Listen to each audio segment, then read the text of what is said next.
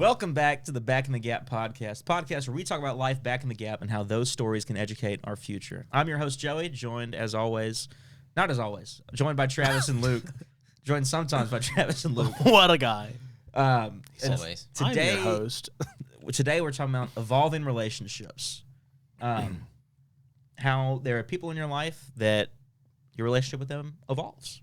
Very simple concept. Truly. And we're going to be talking about that through our experience because we are all neighbors. We live in the same neighborhood and have for quite some time. And as children, we were not friends at all. and now I'd like to think that we are. And so we're going to explore that. Plot twist. Travis and I hate you. Yeah. We've been manipulating imagine. you this whole time. Dude, the We long weren't game. friends, and we still aren't. Got him. That'd be awesome. I was friends with Travis much longer, or rather, quite a while before you and I became friends. Yeah. Yes. Because you're also a late entrant to the, Yeah, to the I hood. was the last to move into the hood, moved into your old abode. Yep. 2 homes separated at this point. He said twice removed. Oh, gosh. But yeah, I moved in at about 5th grade, and at that point, I think I was friends with Travis. But Travis had been going to our church since what, 1st, 2nd grade? He's a young pup. It I feel like 1st grade. was before then. Really?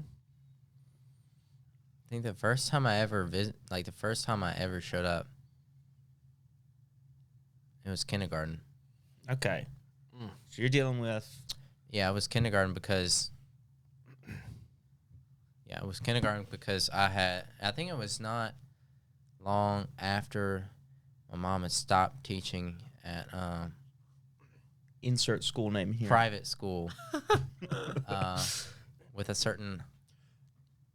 But y'all Bird. weren't from here, right? No. I mean, I know your family's We- not, but It was like a year, maybe 2, that she had worked there. oh, okay. But that was here. Yeah, I got you. because I don't think we went here immediately when we moved to the house. Yeah. I think there was at least like maybe 4 or 5 months before we started going here. Yeah. Your dad just had to coax us over time. Yeah, son. But yeah, so you're course. still dealing with you pretty young. Yeah. Oh yeah, And I have literally no idea how old I would have been. Like, Yeah. could not tell you. I know. How much older am I than you? I don't even I know. am 20. Okay. Have been basically all summer. Okay. Well, I'm not 23 yet, so So I'd have been. probably like 2.5 years. I probably finished. I definitely finished 2nd grade. I would have been. I probably finished 3rd grade. So, yeah. So even though we're very close in terms of age, Yeah. he's 20, I'm 21, you're 22. Dude, that's crazy. He really is. And Josh is 19. Travis Yeah. was in kindergarten. I was in 2nd grade. You were in 4th. Yeah. So each of us had a grade in between us. Oh yeah. Yeah, We had 2 grades in between us. that's No, what. 1 grade. Yeah. You hadn't gotten I'm correct. back. No. No, it's 2 grades. It was not. Yes, it was. Because you. We graduated. No, it was 1. You graduated a year after me. After Yeah. I got held back in elementary school, there was that one. Yeah, in so there was between 2 us. years. I said you're kindergarten. I was 2nd grade. Yeah. He's 4. Okay. I thought you said something else. Once again, I'm correct. So part of, when you're growing up that separated in terms of age, you're not just spending a ton of time around each other. It is surprising that like we were that close in age, and yet we were in such different atmospheres. Yeah. And like Yeah. that's crazy to me. It really is. And then that kind of got even, I don't know what you would call it. That gap became bigger whenever I Yeah. got held back because then you've got 2 Yeah. grades in between myself and you. And Of course, our you know, gap got 3 smaller. grades. Yeah, Yeah. we got, Homies got tighter. yeah. For sure. So what you're looking at about that age is we just kind of had our own little friend groups and whatnot, and we were all aware of each other. I know I was aware of Travis because, man, I feel Cool kid. I feel so bad about this. Oh He about to go. He about to lay it Story time. Story time. We're talking about life back in the Gap, folks. down. Back in the gap. Back in the Gap, I had these two friends, B and E. Look, I'm trying to keep some people anonymous. That was We're just using great. initials, right? He said B and D. Well, I mean, you know you what? still I'm see E all the time. I'm and changing the Bs. deal. I had these two friends, Barnes and Noble. Oh, that's great. And myself, Barnes and Noble, we called ourselves the Three Musketeers because Yes. we're cool as a trio. Golly. Trio friend groups go What a bunch crazy. of cringe lords. But Kinda we hung out all the time, and these guys were a grade below me, right? So they're in between myself and Travis, and Travis would see us hanging out, and he'd want to hang out with us Actually, too. No, Barnes and Noble were B was in my grade. Oh, Barnes was in your grade. My apologies. So there was some age gap between us, but our parents were all friends. Yeah. And Travis kind of saw that when we were in children's ministry and wanted to hang out with us too. Yeah. Classic. And we were like, nah, man, we're the Three Musketeers. We're cool. Can't have four. No. I know. And then Travis comes out with this bit of wisdom that no youngin should have. Oh no.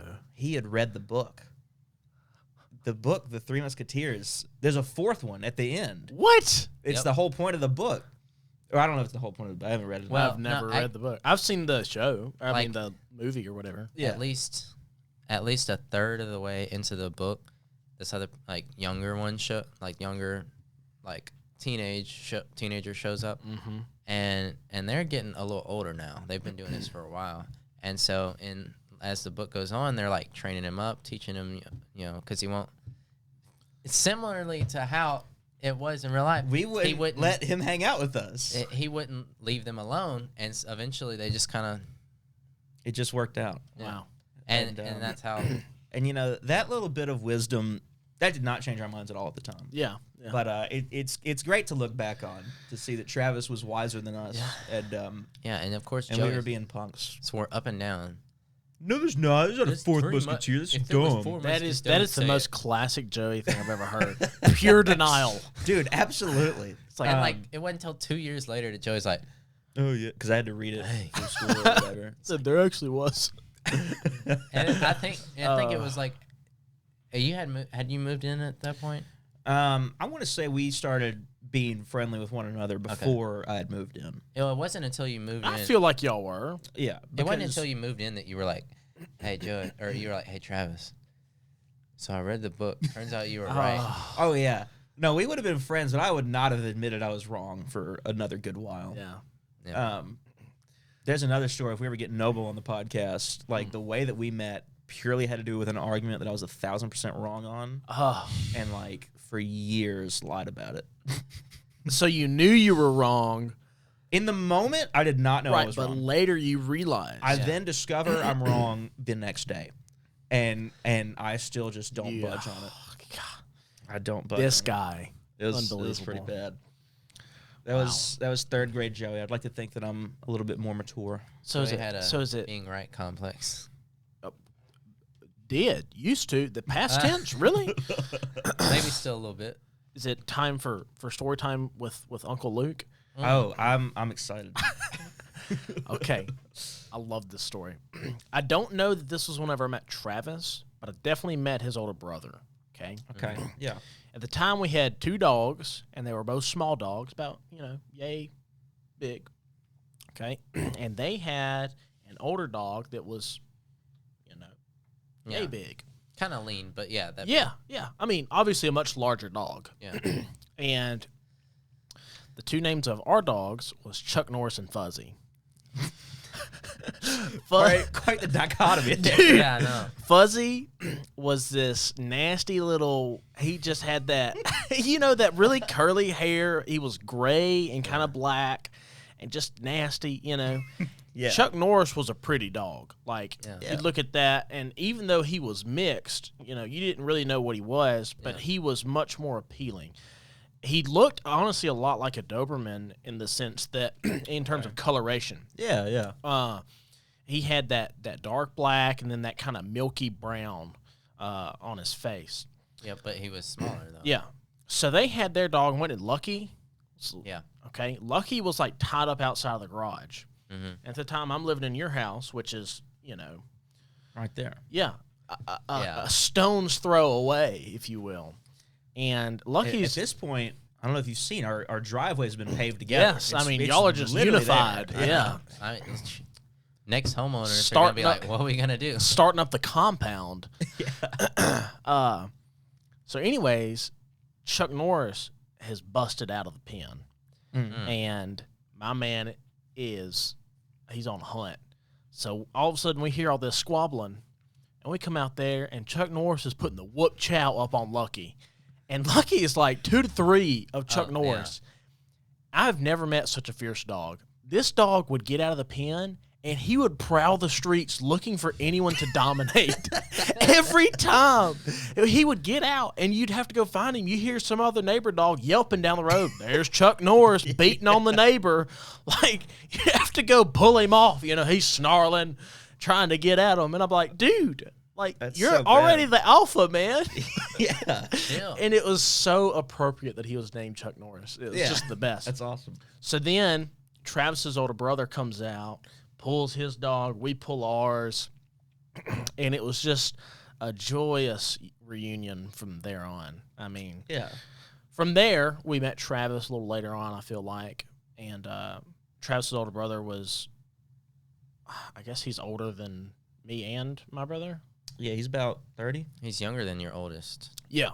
Well, I guess, okay, he's my sister's age. Yeah, he's your sister's age. So, but, we became neighborhood homies. So, Yeah. spent a lot of time over there gaming it up. We didn't have them games. They had them games. You know what I'm saying? Nice Yeah. little white crispy wee. Yeah, baby. Dude, I've got to get our Wii from Isaac. Mm. That dude, I literally texted him. I was like, hey, bro, still got that Wii? Nothing. Mm. Nothing. I was like, you little scumbag. He's Wow. keeping that bowling to himself. He's down there getting them strikes. So that was kind of the first interaction there. Hmm. Wow, y'all just Well, I remember. The story doesn't involve me. I was just going to let Travis. Oh, See, okay. looking back Okay. now I see like I had a consistency level, with trying to ease my way into whatever Joey and his friends are doing, uh-huh. and just kind of like ease my way into whatever y'all were doing. Cause I remember y'all be out there playing old pigskin with the neighbor across the Yeah. street, Yeah. and I just had to get involved. Just Had to get dying involved. I remember I'd just walk by the window, see y'all outside, and I was like, guess who's going across the street? He said, Mom. For real. And then I just remember just like getting absolutely bodied sometimes, and I was just like, and yeah, I'd be like, dang, this sucks. But then later I'd be like, I want to get back out there. That's great. It's That's a funny. young buck on the field. you I know, man. See, I think like at a younger age, I was like, I probably had I think I had a lot of FOMO. I was like, I got to be a part of this. Well, But you then, were a like- lot younger than your brother, so you Yeah. probably got to watch him experience a lot of things you didn't get to experience. Yeah, And you were it's like, true. man, I want to be a part of that. But your parents were like, no, you're too young. I know. Thankfully, Plight of the youngest. I Shout know. out. Joey, See- we know you can't relate, but I Yeah. can't. I'm the oldest of my siblings. gross. It's been a wonderful experience. Well, I'm happy for you. Not without its downfalls, but Yes. So, when did we have our first encounter? Because I don't remember this. I don't know when we had our first encounter. I always remember understanding who you were. Yeah, and I'm kind of on the same vein because to me, you and your posse, right? Y'all were the cool Posse. kids, The cool kids. right? Little did he know. I think we had very little interaction, and I have a very funny story. Oh, please And- share with us. It's funny today. At the time, it was very traumatizing, but it is, from what I remember, our first extended experience together. Yeah. This was at kids camp. Let's go. It was. I'm there. I'm in the building. It's your last year of Second kids floor. camp. It is my first year of kids camp. This is after your 5th grade year, after my 3rd grade year, and they shuffled the rooms to have the younger kids with the older kids, a little bit. Yep. So we ended up being in a room together with somebody else, and I can't remember who that person was. I want to say it's without being specific, Walmart employee. Oof. I'm pretty sure. No. No. If we're talking about my Walmart employee, the one that I'm closest to. That's who I'm talking about. No. Not it. Not it. I know he was at that camp. Was it where? Truthfully, I don't remember him. He was probably with Ware. Yeah. So there was someone else in the room. There's 3 of us, right? So yeah, we're in the room. It's your room, and so people would all gather in It's the room, my room. right? I mean, that's just how it was. I never saw it that way. We were gonna hang out in somebody's room. Yeah. It happened Yeah, to be yeah. that room. Yeah. Yeah. And I just mean you instill such a I don't know, like a mob leader image on me That's- that I did not feel. that's That's the very image that I descriptive. had. And that's about to play into this. This is where this all started, Luke. Yeah. Yes. You about to get descriptive. Do you know what we're about to talk Oh about? yes. Okay. So we're hanging out in the room. We had gotten candy or whatever sent from nice folks at the Yeah. church. We were balling out, right? And I was I don't know if I was hot or cold, but I had adjusted the thermostat. You were cold. I was cold, so I decided to turn up the AC, turn it off a little bit. Might I interject?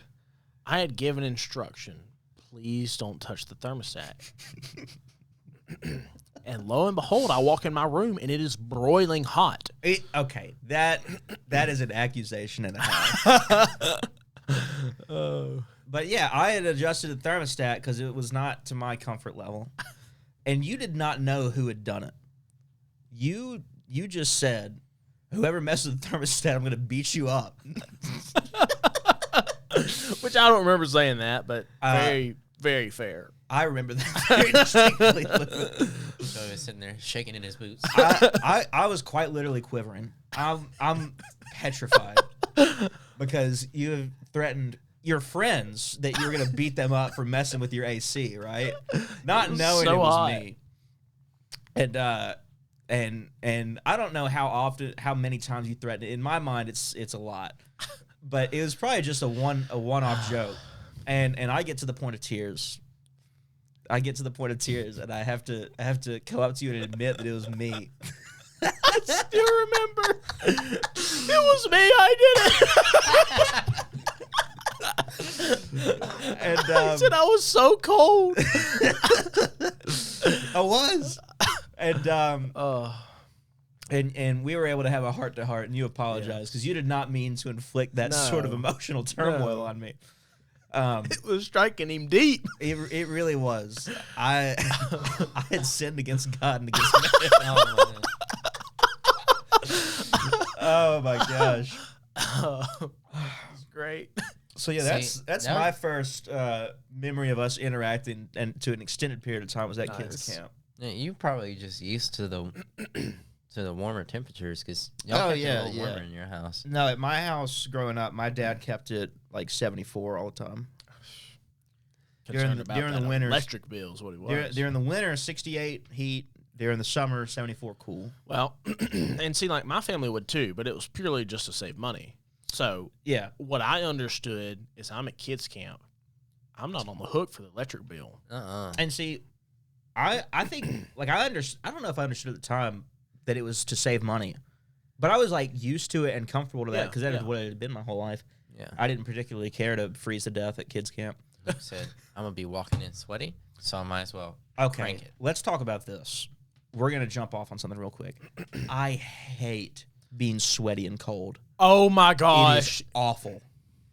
It is. I can feel Wrong. I can feel the sweat crystallizing on Yes. me when it That's runs good. down It turns my back. into It's just salt. so uncomfortable. When the water has changed molecular forms No, and the no, salt separates, That's so the gross. hydrogen is released, I the hate it. oxygen is released. You know See- what? You know what? Probably the worst experience is, and this happens at camp every year. We go to Bible study after Oh, rec. dude. We're sweating. It's so cold. It feels not. And then you pull your back off that seat, and you just have like the Okay, I pond will back admit. there of just freezing cold water. See, It's just I awful. You love the feeling I hate it. of getting cooled off. Okay, I like I'd much rather a gradual cooling off process. I like the feeling of getting cooled off, but I don't like after moving it off having to like lean back on the seat Okay, I wholeheartedly agree with because that. then you're like, Yeah. It's just and I'm like, gross. So I went to the beach this past week, and what you do at the beach is you go and you sweat, and it's Yeah. hot. Yeah. So then you go back to your room for lunch. Mm-hmm. Similar experience, right? Except for the fact that the people that I went with feel similarly to you, and therefore kept it on 74. So you would get back, and it's like equally as hot there, Yeah, which is obviously not the Yeah, case. yeah. But even still, But for what you're used to that kind of colder Dude. temperature. it's the worst. I know. But Dude, okay, on this trip, never mind, I can't say that. I was gonna It say, was about to be a bathroom story. After the podcast, we'll get involved. anyway, for me, like I know what you're saying. For me, it was like only opportunity where I was ever gonna like feel, comfortable and like cooled off was after a shower because I like camp like that's about all you can Yeah. do. So here's part of my reasoning for liking it to be as cold as possible after I've been sweating. You cool off the fastest and you get back to that temperature where you're comfortable. And I get that your temperature where you're comfortable is going to be different than mine. Yeah. And Yeah. so that's kind of where the issue comes in. And I genuinely do like that cold phase where I am a little bit cold because of the sweat drying on me. Yeah. I actually enjoy being cold. So within certain parameters. I prefer the cold to the heat. I don't like being cold. Yeah, I feel that. Dude, I drove home from work today, and I got about halfway down a certain road, and, man, I had my hand hanging out the window, and I realized it was so hot outside. It was like heat wave blasting my hand, and it did not matter. Like, there was wind coming, it would not cool down, and it was so hot I couldn't keep my hand there. Yeah. Like, it was unreal. It has been awful the past week or two. Wretched. I'm getting in my car and the temperature it shows in the car. I don't know where that thermometer is, but like it's not actually 115 outside. Yeah. But I get in the car and it's 115 in the car. Right. Um, I think those thermostats are typically on your dash. yeah, that would make sense. Because once it does cool down, it just shows the outside temperature. But when you're just getting in the car, it's showing what the car is at. Yeah. No, it's times like these whenever I'm glad I drive a white vehicle, Oh yeah, even as hot as it gets. Like, man. dude, I just hate that. I'm so forgetful about just cracking the windows a little bit, and it makes such a world of difference. You mean after you first get in? No, I mean like when I park the car for yeah. like I'm going to go into class for Yeah. 4 hours, and then it's just baking in there. Where if I just crack the window a little bit, it'd be a little bit better. Yeah, for sure. Well, back on topic. Yeah. Back on topic. Back in the gap. Mm.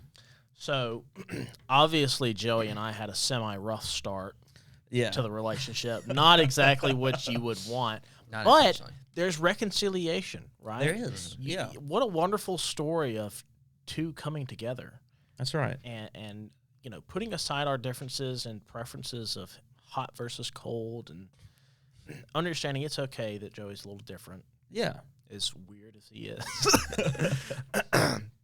But for real though, like, in a certain sense, I did view both of you as I would say a more weird person than I would have associated with for a long time. Yeah. which was part of my issue with my own self-image, arrogance, pride, whatever you want to get into there.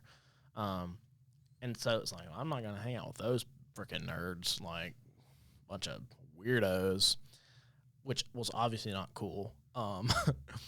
But in the same sense, like I was my own weirdo, you know? Yeah. And we all are to a certain extent. And I think one of the coolest things is getting to the point in life to where you're able to see this person isn't what I thought they were, and they aren't all that I've just defined them to be. You know, they're a lot more than that. Yeah. And so I really enjoy the relationship that we're able to have now, you know. I think it's a very good one, and it has a very good foundation. You know? And that stuff goes both ways, because in the same way that you would say that you viewed us as, you know, weird little kids, which we were, Yeah. our perception of you was not a very positive one, I don't think. Yeah. Right? Yeah. And just because there was that gap there, and, you know, the point is not that, oh, we're just going to bash Luke for this, because in the same way that we had that somewhat negative experience, I didn't want to hang out. I was actively telling Travis, like, you can't hang out with us, Yeah. right? Like, no hesitation. No, we were not Poor subtle Travis, man. about it. And boy was so getting flamed. no, I think that's really important that, you know, as we've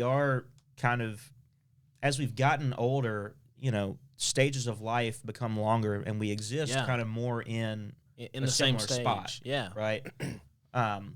You know, obviously it's different because you have a full-time job and we're, you know, Sure. students in college, But even still, like, I've lived that portion of life, Yeah. you know, and Yeah.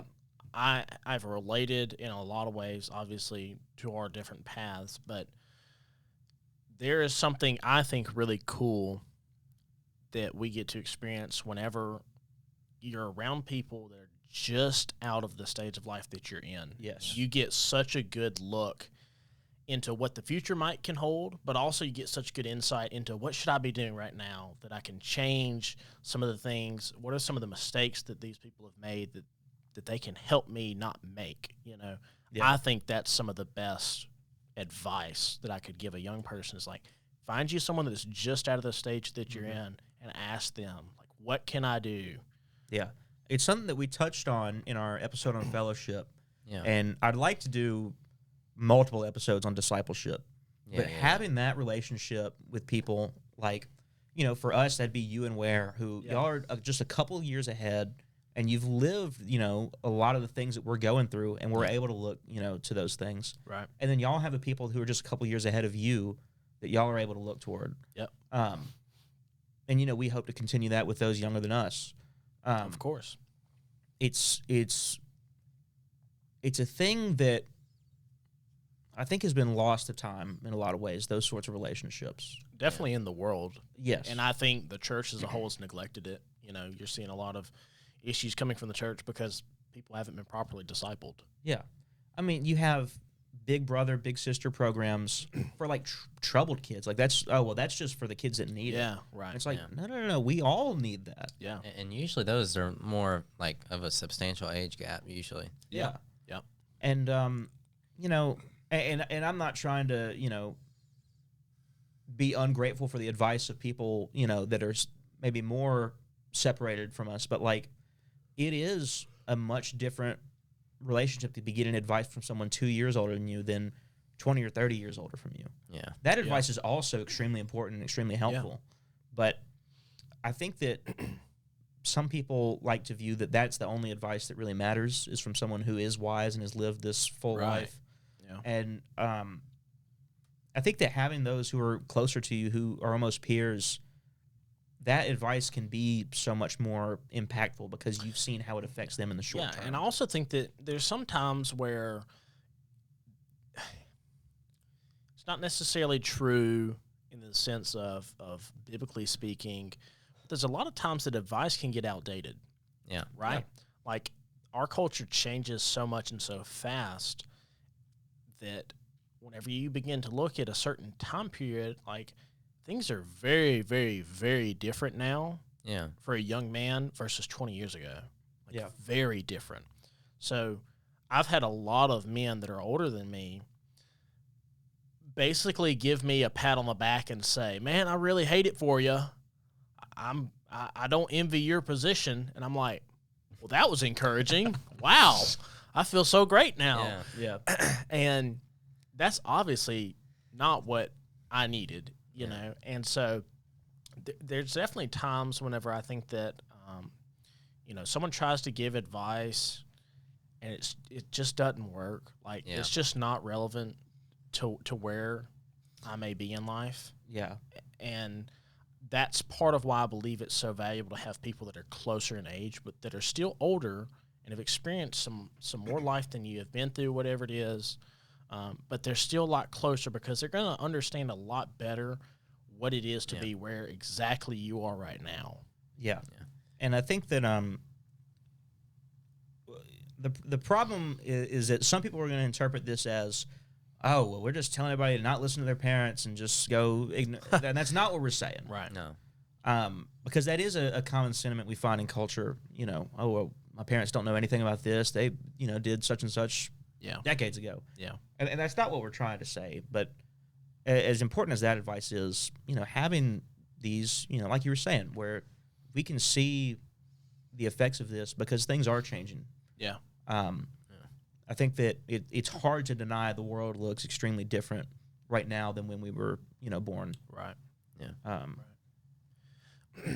One of the things that I've tried to do is I've tried to find those people that I can or that I'm close enough to be able to ask, what is this part of your life like now? Right. And as a young man that's looking towards marriage, that, is kind of preparing or has been preparing for that, like being able to ask someone that's either newly married, been married for a little while, those are kind of two different perspectives, right? Yeah. And so one of the things that I find so cool in the church is the fact that you get to interact in such a natural and organic way with those kinds of people, right?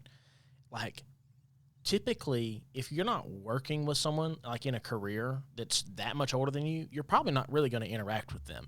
You're not just in the same places. Y'all aren't just popping down to Papa John's, to grab you a disgusting slice of pizza. I hope you're not hopping to Papa John's has the worst pizza I have ever had, and I'm going to stand staunchly on that statement. Hey, Papa John's is F tier on the list. Those of you who might know what we're talking about.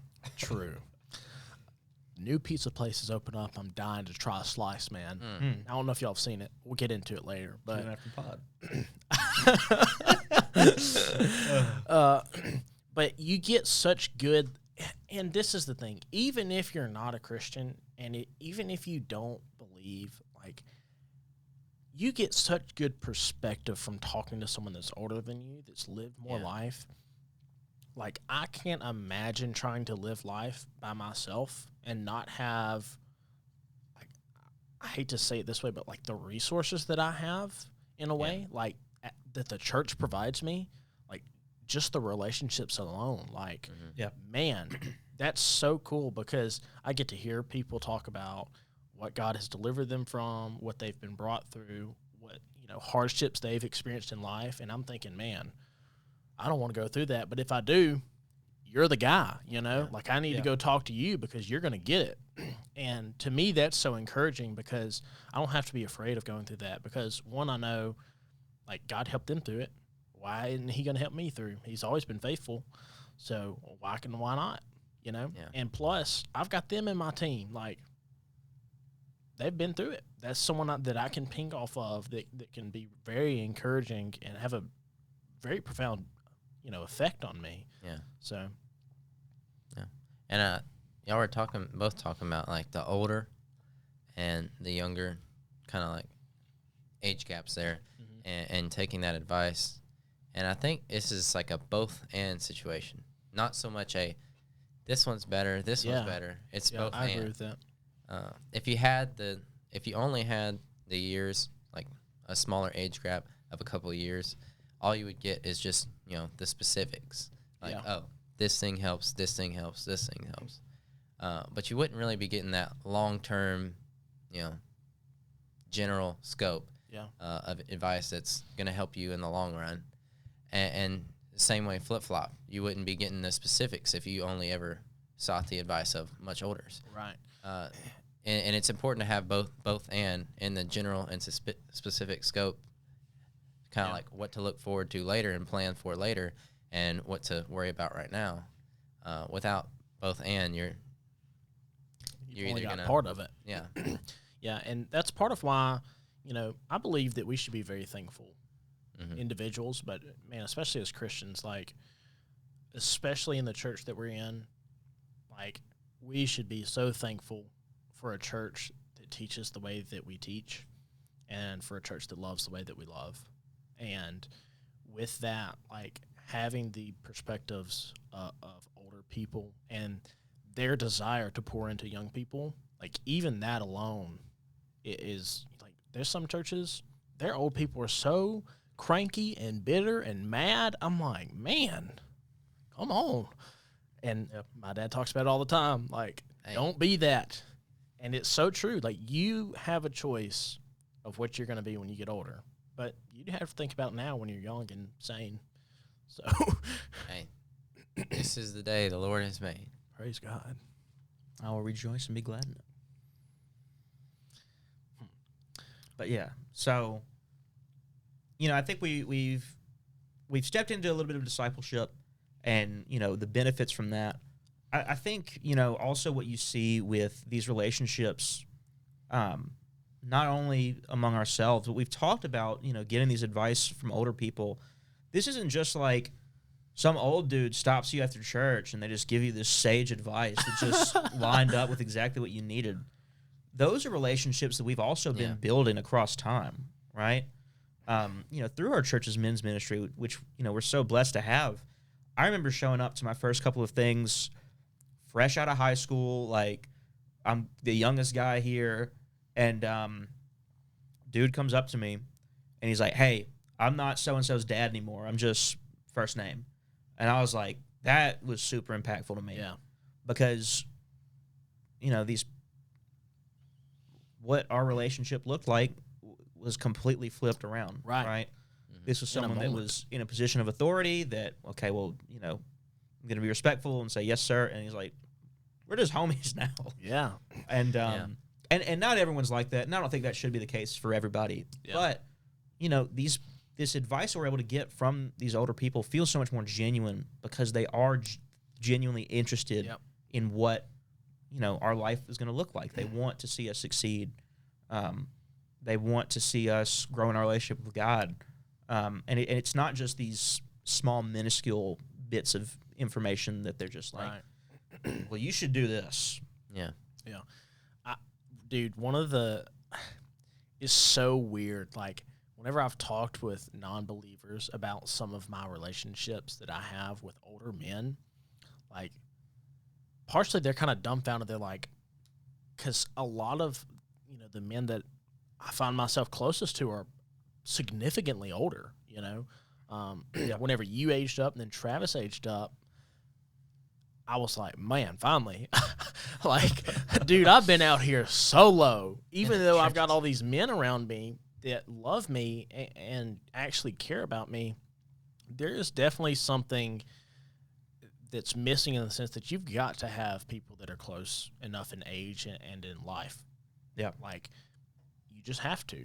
And I think that we're so blessed to have all of that here. And watching that dynamic change, like you said, of seeing the respect that those men gave me was very different from, man, you played those drums great on Sunday. Yeah. Yeah. Like, it was very different in the sense that they were able to approach me and have conversations that we would not have had. Yeah. And so part of that is maturity in faith and growing in Christ, but part of that is the love that we have for one another. And that's such an interesting and unique thing that I think that, honestly, not a lot of people ever experience Yeah. If it's not their grandparents, they've never experienced that kind of relationship. Yeah, that's just something, in American culture, that's not a thing. Yeah. And there are some cultures around the world that still have that, intergenerational relationship. But, even people who are just having a relationship with their grandparents, it's not the same. Yeah. Yeah. 'Cause Um, it never changes from a position of authority. yeah. You know, it's one of the things we're blessed to have, and I think that it's something that, non-believers should seek out. Yeah. You should seek God, but like these relationships are important on so many levels. It's not just Yeah. spiritual application. So, I- excuse me. Please continue, Travis. Well, before we moved on, I was just gonna say, like, round two, taking what y'all both said, with you mentioning the fact that you've like these relationships with much older people was so refreshing and impactful in a way, and you saying that you've got to have these younger guys because without them, you've even though they may welcome you as much as they can, there's gonna be a little difference. Yeah, there. there's still a gap. With both of those, That's funny. yeah, with both of those, you need both of them in order to be, I guess, be fully well rounded. Yeah. And I think that's something that our church does really well because of the things that we've been having going on lately. Our church is so successful because of the relationships that we can have with people that are further on and with people that are closer with us. Yeah. And because you look at these churches where the older people may be kind of cranky, those are usually the same churches where the younger ones are kind of rebellious and don't really listen to authority that well. Yeah. And so having these relationships all interwoven in between all the different age groups is really beneficial, and it helps round off everyone really well. Yeah. And there's a sense of community across everything instead of just community within little groups of people in the church. Right. Yeah. Because what you'll see is with a lot of these churches that, your average population is 70, like even the young people who are all in, they're seeking God. They're not going to stick around if they're not being supported. Yeah. Yeah. For sure. If it's just a group of, okay, well, there's 3 or 4 of us young people and literally everyone else has grandchildren and they don't really seem to have much to do with us, they're going to seek another Christian community. Yeah. And I think that you have to minister to all ages. And, something that we do well is, like Travis was saying, we've talked about, like, once you graduate high school, like, you're just in men's ministry. Right. There is no separation of age. Right. On a Sunday night, you just go to adult Bible study classes. Yeah. However, on our midweek stuff, we have our young adult group, which is 18 to 30, and that grabs a ton of stages of life. And so you are able to have that, after you've been there for a couple of years, you have the high school seniors who start coming up. You're able to pour into them. You have, working professionals, newly married, newly parents. Yep. You have all these age groups, or all these life stages within that larger age group. Yep. So we're able to have both and. Yeah. I wish that I had the link or the specific statistics or how to tell you how to go find this. But they have done the research that shows the fact that young people that leave the church once they have reached college age, they have looked at those, and then they have looked at the people that have stayed and the reason why, and overwhelming the majority of the people that have stayed is because they had intergenerational relationships within the church, whereas those that left did not have any. They did not have that. And so I think that speaks volumes about how important that is as a young person. And even from my own experience, like I can tell you those that I watched leave the church, they did not have that. And they left because they didn't have those ties to those different people in those different stages of life like I did. And so I was very thankful, one, that I was able to have that, but to be able to see that and then see the study that they did, you know, I just think that's something that's so cool. Yeah. I'm trying to find your statistic Oh, here. you're good. I've got the percentages, but I'm trying to find that bit there.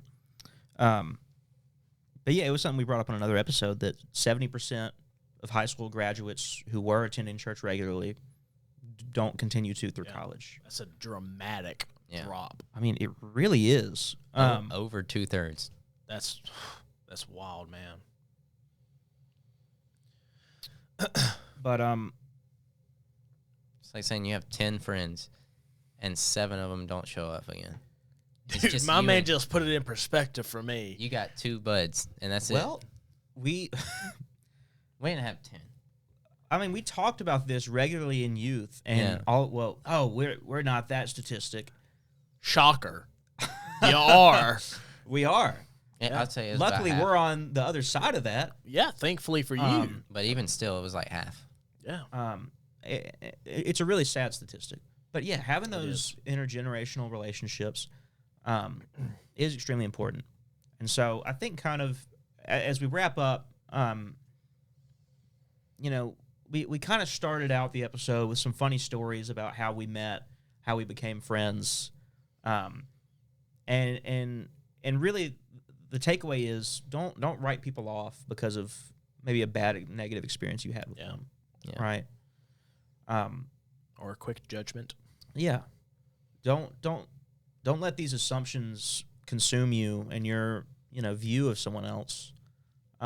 Both those close to you in age and those far away from you in age. Yeah. Right. Yeah. Because now we're able to have these close relationships with one another, and with older men in the church. We've all been able to go back and serve in student ministry with those younger than us, and if you would have asked maybe any one of us in elementary school, like we would not have really thought that some of the relationships we have would exist in the way that they do. Yeah. And if we were not open to allow for change, then we wouldn't have been able to, see all the growth that we have, right? Maybe we end up on the other side of that statistic because we don't, build these relationships with one another. Yeah. Yep.